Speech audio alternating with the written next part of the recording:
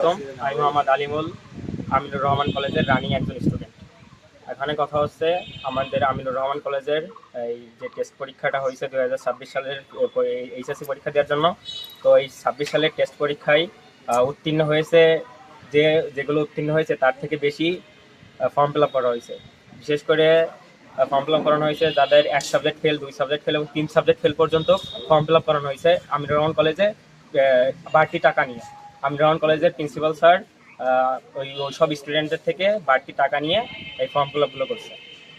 টেস্টে অ্যালাউ হয়েছে কতজন? টেস্ট ওইটা ওখানে লিস্ট আছে 30 থেকে 35 জনের মতো সায়েন্সে, কিন্তু ফর্ম ফিল আপ করা হয়েছে প্রায় 60 থেকে 70 জনের মতো।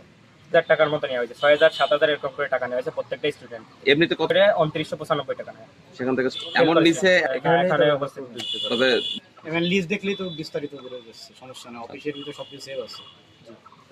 শিক্ষিতে চাই কলেজে যে দুর্নীতিগুলো হচ্ছে এই দুর্নীতিগুলো যাতে কলেজে আর না হয়। যারা কলেজে প্রতিনিয়ত ফেল করতেছে তাদের সুপারিশ দিয়ে প্রিন্সিপাল স্যার যে টাকা পয়সা বেশি নিয়ে ফর্ম ফিল আপ করতেছে, এটাই আমরা মুক্তি চাচ্ছি এটা থেকে, এটাই।